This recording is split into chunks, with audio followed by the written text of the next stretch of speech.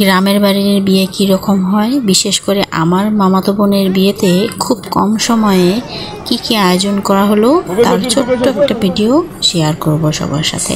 গায়ে হলুদ খুব তাড়াতাড়ি এবং মেয়ের বাড়িতে যে বিয়ের অনুষ্ঠানটা হয় খাওয়া দাওয়ার কি রকম হয়েছে, কেমন হয়েছে সেগুলো জানাবো। তো প্রথমে এই গেটের বাতিগুলো আমার কাছে খুবই ভালো লেগেছে। এটা রাতের একটা ভিডিও ছিল, যার জন্য ভিডিওটা এরকম হয়েছে। বিয়ের আগের রাতে আমরা প্রস্তুতি নিচ্ছিলাম হাতে মেহেদি দেওয়ার, বউয়ের হাতের মেহেদি, এবং সবার হাতে সবাই অল্প অল্প করে মেহেদি দিচ্ছিল। আর এদিকে আমি ফুল দিয়ে কানের মালা, দুল, টিকলি এগুলো তৈরি করছিলাম। যদিও রাত্রেবেলা গায়ে হলুদের অনুষ্ঠানের কথা ছিল, কিন্তু কাল সকালে ছেলের বাড়ি থেকে হলুদ আসবে জন্য হলুদের অনুষ্ঠানটা করা হয়নি। এই জন্য শুধু ফুলের দিয়ে মালাগুলো তৈরি করা হয়েছিল। তো রাত্রেবেলায় সব কিছু ফুল তৈরি করি, কিন্তু ভুলবশত খুব তাড়াতাড়ি বিয়ের আগের দিন ছেলের বাড়ি থেকে কোনো হলুদের কোনো কিছু আসেনি, যার জন্য সকালবেলায় আমরা হলুদের অনুষ্ঠানটা সেরে ফেলি এবং মেয়েকে তাড়াতাড়ি বিউটি পার্লারে নিয়ে যায় সাজানোর জন্য। আর এদিকে সব রান্নাবান্না চলছে বিয়ের যে বরপক্ষের যারা আসবে তাদের জন্য। মাংস, ডিম ভুনা এগুলো সব প্রস্তুতি চলছিল। আর সকালে যারা খাবে তাদের জন্য খিচুড়ির আয়োজন করা হচ্ছিল গরুর মাংস চর্বিগুলো দিয়ে।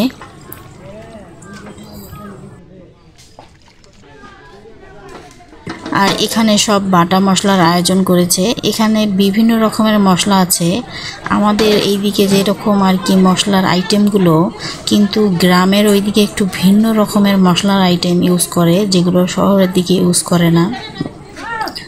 আর এইদিকে যারা আছে তারা সবাই হাতে হাতে কাজগুলো সেরে দিচ্ছে, পেঁয়াজ কাটা সব কিছুই। আর এই দিকে খালু রান্নাঘরের মেঝেটা একদম সমান করে ইট দিয়ে সুন্দর করে একটা সিস্টেম করে দিচ্ছে। সে বলতেছে এটা আজকে সারাদিন তার কাজ, রান্না বান্নার কাজে সে যাবে না। আর এই দিকে এই ছাগলটা হচ্ছে ঘরের, মানে পোষা ছাগল, সেটাকে এই বিয়ে উপলক্ষে এটাকে জবাই দিয়েছে। খুব তাড়াহুড়া করে রান্নাগুলো কমপ্লিট করার চেষ্টা করেছিল বাবুর্চিরা। আস্তে আস্তে সব কিছুই কমপ্লিট হয়ে গিয়েছে, সব আইটেম তৈরি হয়েছে। মুরগির রোস্ট, পোলাও যা আর কি থাকে সেসব আয়োজন ছিল। আর এই দিকে সব মুরব্বীরা রান্নাবান্না দেখতেছিল এবং বসে বসে গল্প করতেছিল আর রান্না দেখতেছিল যে কোথাও কোনো ভুল হয়েছে কিনা। অবশেষে রান্না কমপ্লিট। খাসির মাংস, গরুর মাংস, মুরগি ভুনা, তারপর হচ্ছে মুরগির রোস্ট, ডিম, ডাল, মাছ ভাজি সব আইটেমই ছিল। তো আমি এখানে সব কিছুই নিয়ে এসেছি, আমি অল্প অল্প করে দেখার চেষ্টা করলাম।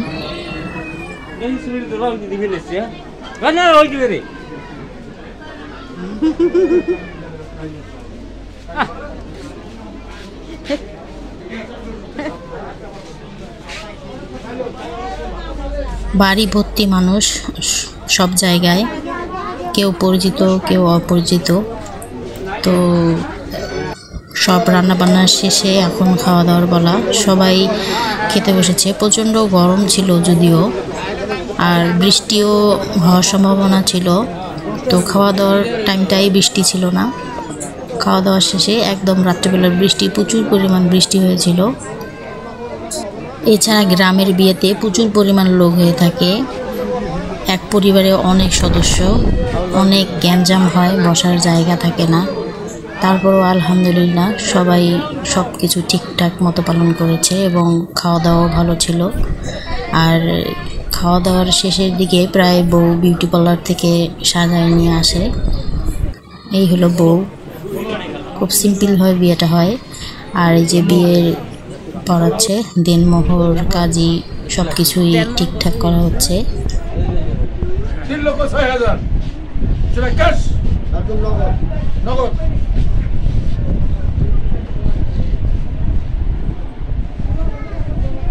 আসল কথা তো বলিনি, এই বিয়েতে ছেলেপক্ষ থেকে যাবতীয় খরচ বহন করেছে। একদম মেয়ের গয়নাগাটি থেকে শুরু করে সাজা, বিউটি পার্লার যাওয়া, যাবতীয় কিছু ছেলেপক্ষরাই দিয়েছে এবং দেনমোহর নগদ পরিশোধ করেছে।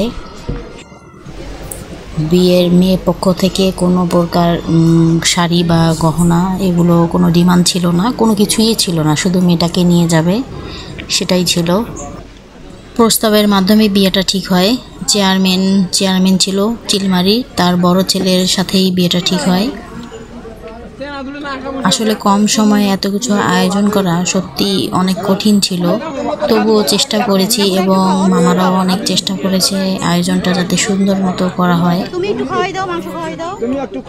যেহেতু চেয়ারম্যানের বাড়ি নদী পার হয়ে যেতে হয়, এই জন্য তাড়াতাড়ি বিয়েটা শেষ করার কথা বলা হয়েছিল, যাতে সন্ধ্যার ভিতরেই তারা নদী পার হয়ে যেতে পারে। তো তাড়াহুড়া করে সব আয়োজন সন্ধ্যার ভিতরেই সব কমপ্লিট করা হয়েছিল, যতটুকু করা যায় ঠিক ততটুকুই। খাওয়া দাওয়ার পর এবার বিদায়ের বেলা। বিদায়ের সময় মেয়ে পক্ষর কে কে আছে তারা এভাবে পরিচয় হয়ে থাকে। এটা আমি প্রথম দেখলাম, পরিচয় এরকম হয়ে টাকা দেয়, যে পরিচয় হয় যে আমি মেয়ের অমুক তমুক এরকম। আর কাই আছেন আইসো তো, আইসো কাই আছেন আইসো। ছোট মামা শ্বশুর। মেয়ের মামা বাড়ির প্রায় সবাই মেয়েকে অনেক আদর করত, যাকে বলে কঠিন ভালোবাসা।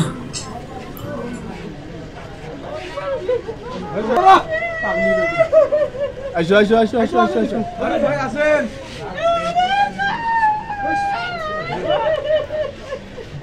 এবার বিদায়ের পালা, সবাই সব কিছু নিয়ে রেডি হয়ে গেল, রওনা দিল বাড়ির উদ্দেশ্যে।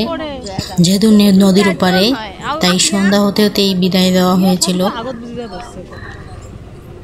বিদায়ের মুহূর্তটা সত্যি অনেক কষ্টের।